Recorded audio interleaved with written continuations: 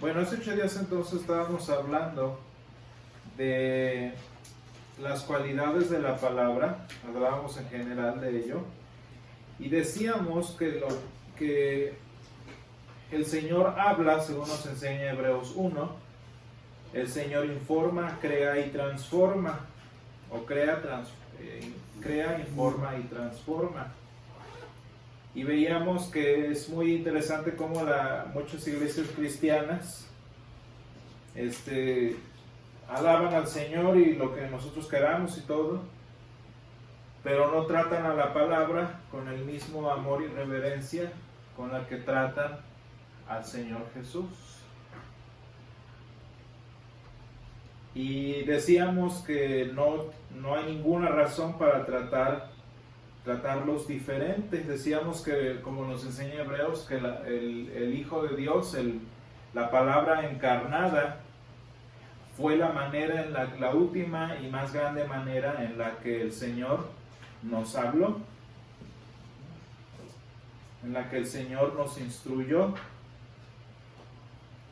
Y decíamos que el Señor había hablado en el pasado, pero dice Hebreos, pero en estos postreros días nos ha hablado por el Hijo.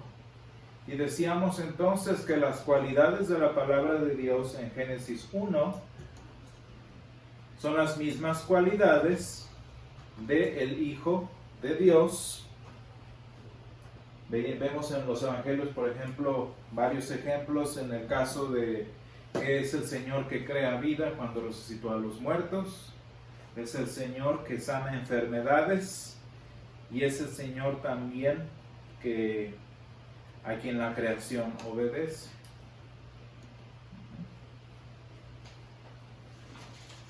Y en este caso, entonces, todas las cualidades, todo el honor y la reverencia que merece el Señor, como la palabra encarnada, lo merecen también las Escrituras como la palabra escrita. Y no nada más vamos a hablar de honor en ese sentido, sino que también vamos a hablar de algunas cualidades particulares que tiene la Escritura.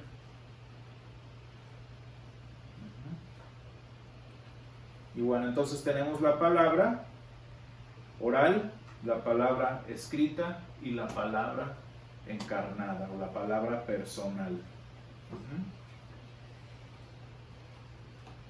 Y veíamos también antes que aunque el Señor habla de manera directa, de manera audible, la manera en la que más común Él se relaciona con nosotros es a través de medios, y esto es muy importante. Si ponemos más o menos una balanza entre las veces que el Señor habló directamente y las veces que el Señor habló a través de medios, vamos a ver que en la mayoría, por no decir que en casi todas las intervenciones de Dios con nosotros, estamos hablando a través de mediadores.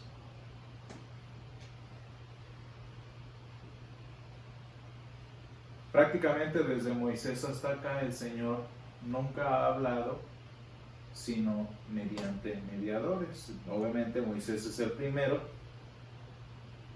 mediador. Después tenemos los profetas y finalmente ahora tenemos la encarnación. Y si ustedes se fijan, ¿cuál sería la manera en la que lo tenemos el día de hoy? Bueno, a través de las Escrituras. A través de las Escrituras.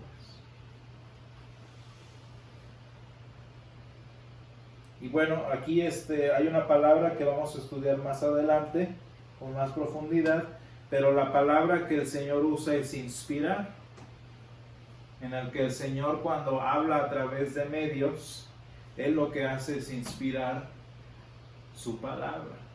Y fíjense que es muy importante que entendamos la diferencia entre esta inspiración y la inspiración que nosotros conocemos. Vamos a hablar de eso nuevamente, pero en este caso no es que la misma inspiración de un artista, un cantante cristiano, un escritor cristiano no tiene la inspiración del Espíritu Santo, en el sentido en el que la palabra lo enseña, no tiene la inspiración de Dios, Los únicos que han tenido la inspiración de Dios han sido los profetas. Y también, obviamente, las Escrituras. El único libro inspirado por Dios, según lo que enseña la Escritura, es la palabra de Dios. Ni siquiera el catecismo, ni tampoco el credo niceno, ninguno de esos fueron inspirados como fue la palabra de Dios. ¿Y por qué inspirados? Bueno, porque así como nos lo enseña, lo vamos a ver después, repito, esta inspiración no es otra cosa más que las palabras que salen del corazón de Dios, son las mismas que son puestas en la boca en este caso de los profetas, de los apóstoles. Y decíamos hace como 15 días que además de cualquier otro mensaje humano, pues la palabra de Dios lo que hace es cumplir su voluntad. Y esto lo conocemos y lo entendemos, de hecho, porque la palabra lo enseña literalmente en varios pasajes. La palabra de Dios, además de que decíamos, además de crear, también crea, informa y transforma.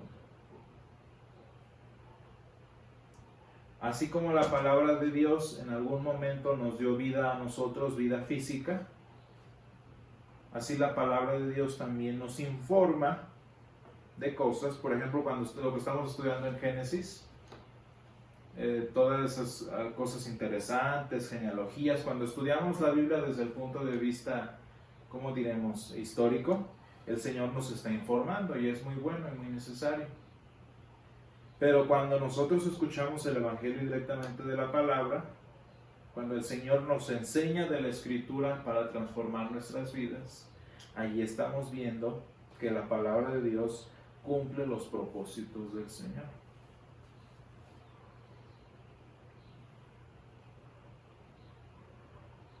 Vamos a leer, alguien lea este pasaje que ya no sabemos, Isaías 55, 10, 11.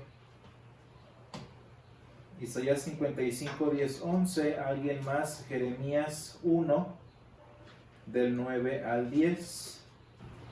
Dice, porque como desciende de los cielos la lluvia y la nieve, y no vuelve allá, sino que riega la tierra, y la hace germinar y producir, y da semilla al que siembra y pan al que come, así será mi palabra que sale de mi boca, no volverá a mí vacía, sino que hará lo que yo quiero y será prosperada en aquello para que le envíe. Entonces dice, y será prosperada, dice, no volverá a mí vacía, sino que será prosperada en aquello para lo que la envíe. ¿Alguien más? Jeremías 1, 9, 10. Dice, y extendió Jehová su mano, y tocó mi boca, y me dijo el Señor, he aquí he puesto mi palabra en tu boca. Mira que te he puesto en este día sobre naciones y sobre reinos, para arrancar, para destruir, para arruinar, y para derribar, para edificar y plantar. Dice ahí entonces muy claro que la palabra de Dios fue puesta, en este caso, en la palabra de los profetas. Ahora, esto es muy importante que lo tengamos en cuenta, porque la palabra de Dios, decía yo, no es simplemente un texto informativo, no es simplemente un libro sagrado. La palabra de Dios es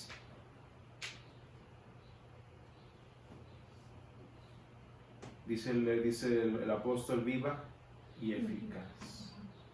Y dice aquí Isaías 55, dice, no volverá a mí vacía. Y entonces esto es lo que entendemos, dice que la palabra de Dios siempre cumple sus propósitos.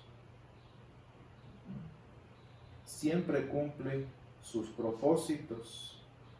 Alguien lea por favor Romanos 12. No os conforméis a este siglo, sino transformaos por medio de la renovación de vuestro entendimiento, para que comprobéis cuál sea la buena voluntad de Dios, agradable y perfecta. Ahora, ya que estamos hablando de que la palabra de Dios cumple la voluntad de Dios, y que nos puede, según dice Romanos, que nos puede moldear según la buena voluntad de Dios. Ahora la pregunta es, ¿qué es lo que quiere Dios? La pregunta es, ¿qué quiere Dios? ¿Qué dice San Juan 6? Y esta es la voluntad del Padre, el que me envió, que de todo lo que le diere no pierda yo nada, sino que lo resucite en el día postrero. Y esta es la voluntad del que me enviaron, que todo aquel que ve al Hijo y cree en Él, tenga vida eterna, y yo le resucitaré en el día postrero. Entonces fíjense cómo es muy claro esto, ¿no? Tenemos ya el concepto. Isaías 55, 10, 11 nos dice que la palabra de Dios no regresa a él vacía. Y luego después de eso nos dice que no regresa vacía porque cumple el propósito con el que fue enviada. Y bueno, muy bien, entonces ahora ya vimos qué es lo que el Señor quiere a través de su palabra. Y lo que el Señor quiere a través de su palabra, vemos allí, es la vida eterna. Y fíjense cómo es como un círculo. Es como un círculo causal. ¿Qué dice el versículo 40? Y esta es la voluntad del Padre.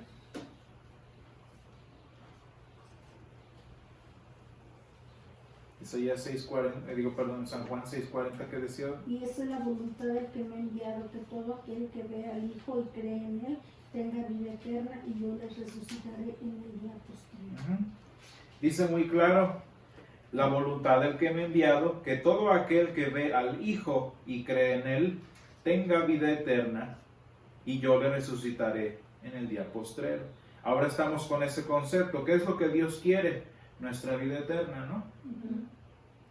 Pero ahora vamos a preguntar, ¿qué es la vida eterna? ¿A qué se refiere con eso? Y entonces regresamos al círculo. Dice San Juan, ¿se acuerdan San Juan 17? El Señor orando le dice, y esta es la vida eterna, que te conozcan a ti, el único Dios verdadero, y a Jesucristo, a quien has enviado.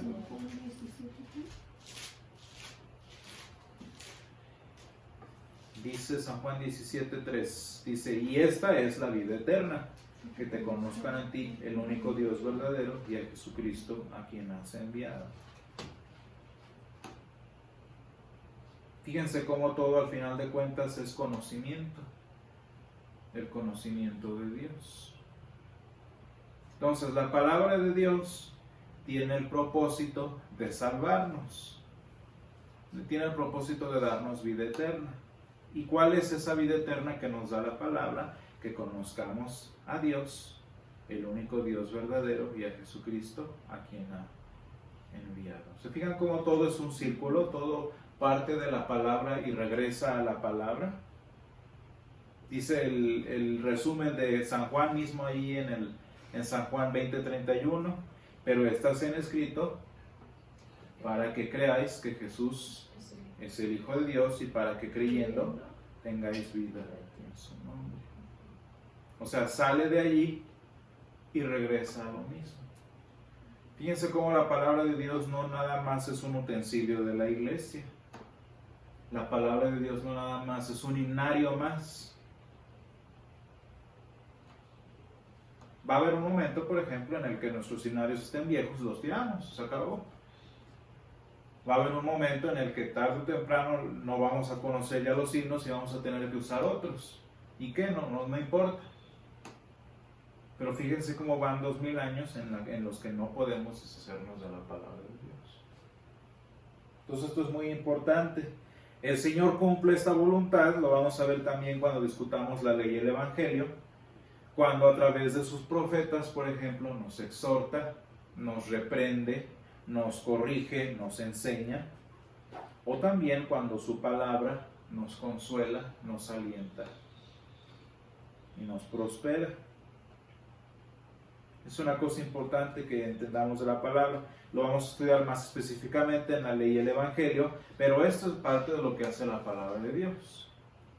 Si la palabra lo que quiere es darnos vida eterna, ¿cómo va a hacer eso? Lo va a hacer, dice el doctor Lutero, fíjense, dice,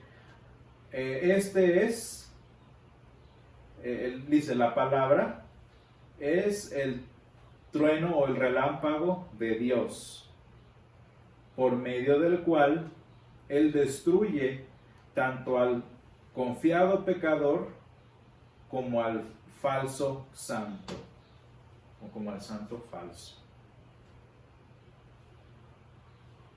Esa es una de las maneras en las que el Señor lo hace. Y tenemos muchos pasajes, por ejemplo, Al pecador. dice: destruye tanto al confiado pecador como al falso santo. Gracias.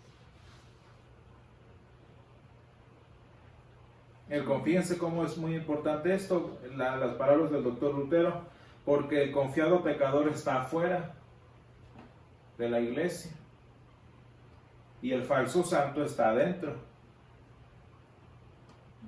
Vean cómo la palabra de Dios aplica tanto para adentro como para afuera.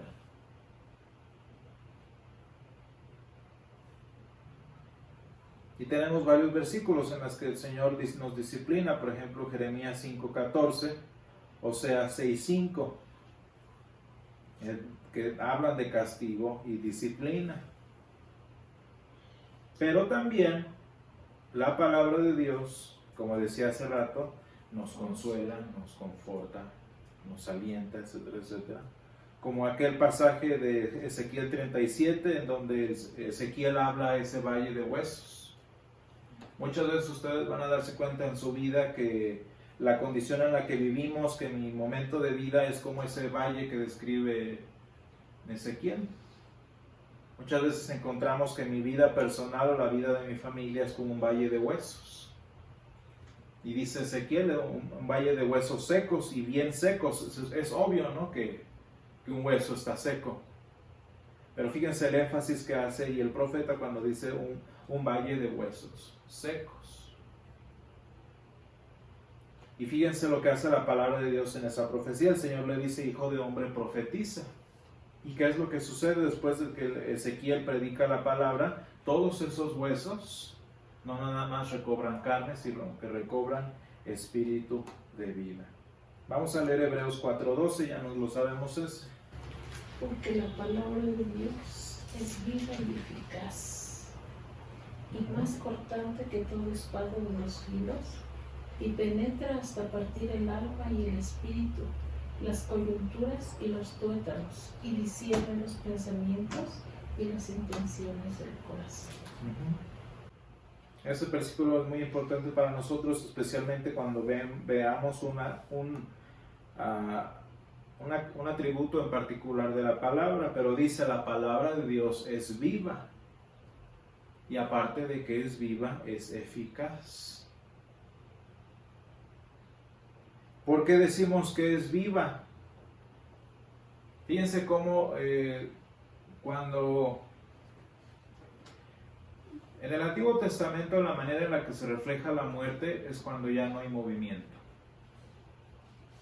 La muerte se refleja como esa ausencia de movimiento.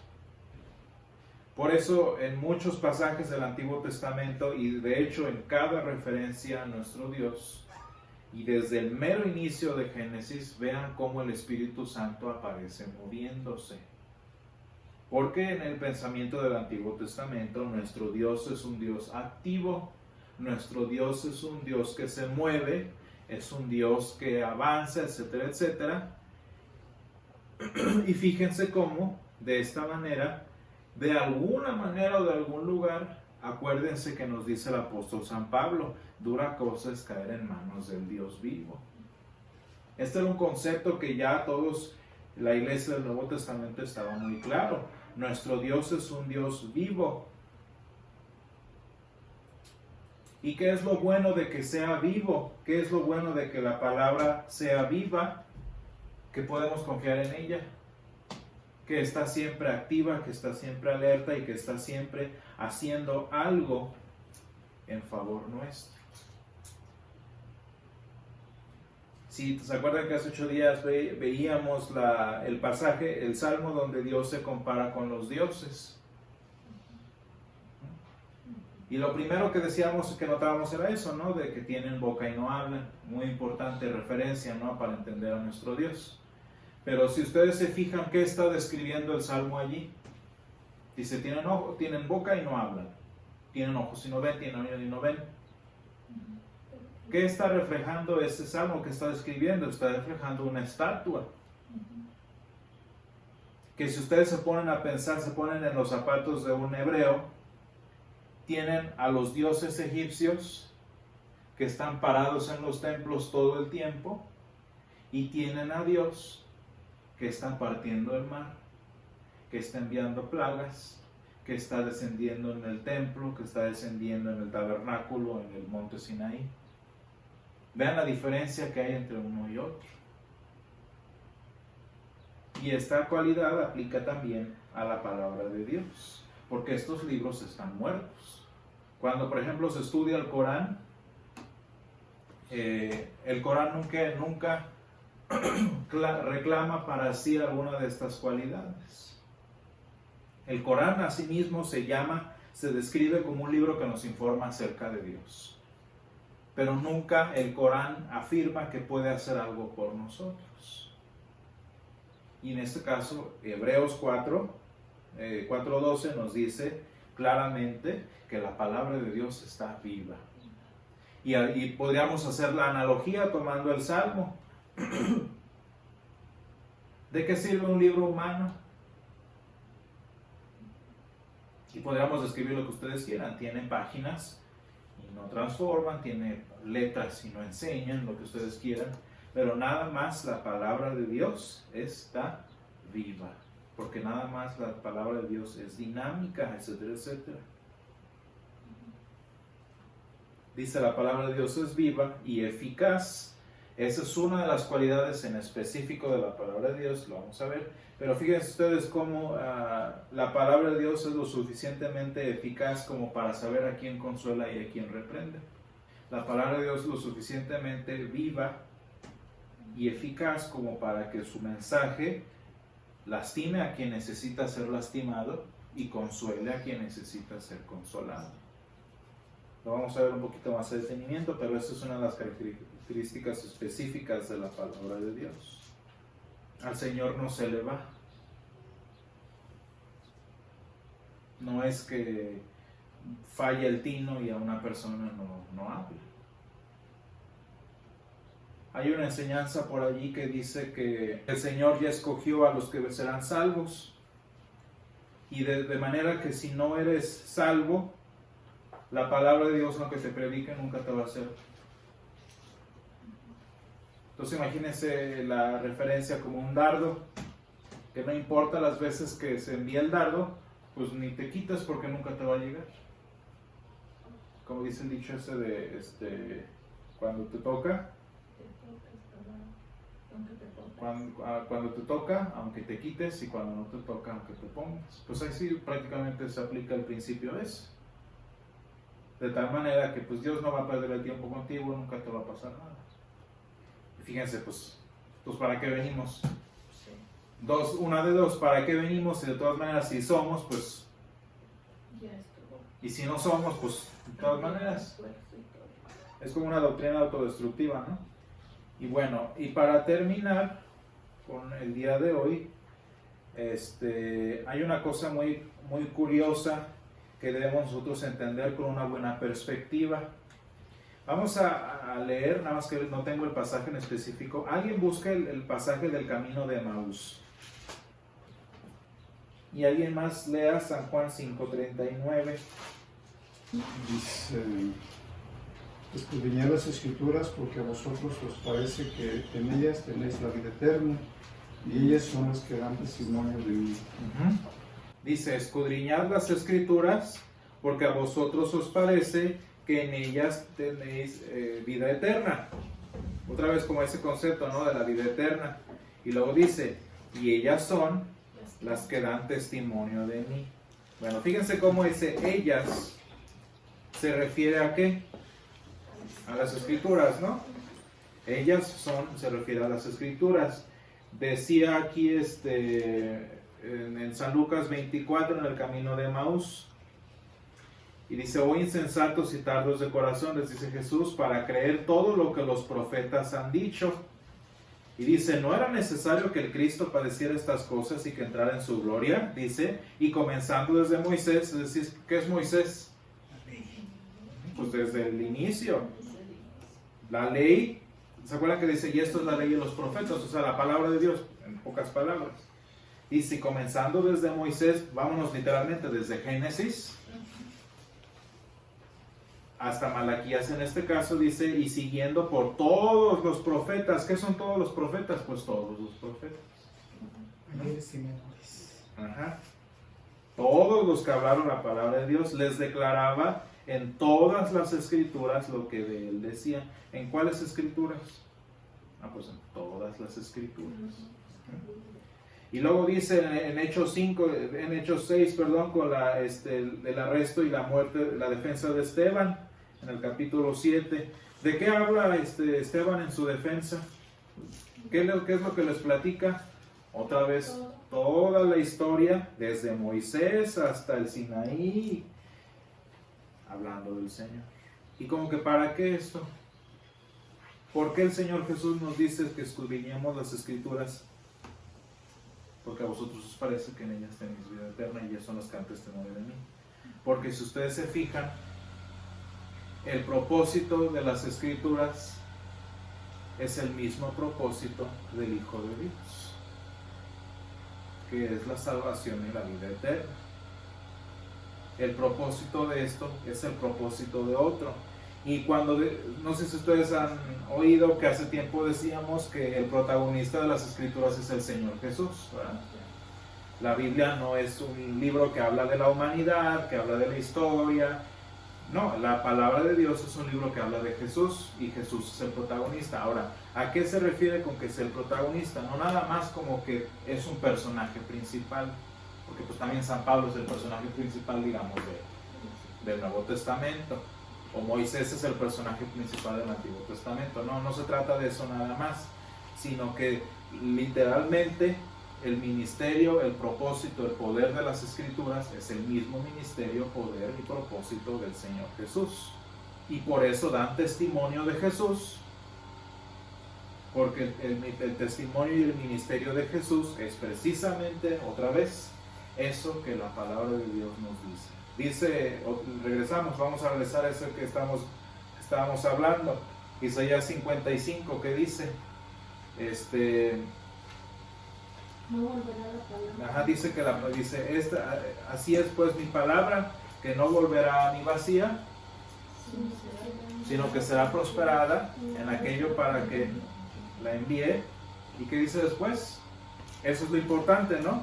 Porque la palabra de Dios lo que hace es hacer la voluntad de Dios. Porque con alegría sabréis y con paz seréis puestos. Los montes y los collados levantarán canción delante de vosotros y todos los árboles del campo darán palmadas de aplauso.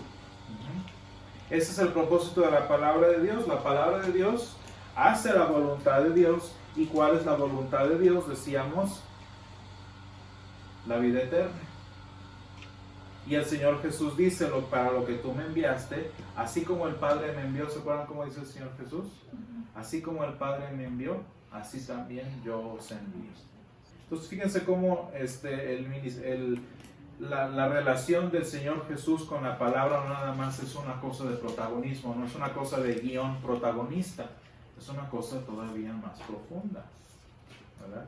Y decíamos que las mismas cualidades de la palabra que hizo el universo en Génesis 1 son las mismas cualidades de la palabra encarnada que habitó entre nosotros, como dice San Juan, y son las mismas cualidades de la palabra escrita que tenemos hoy entre nosotros.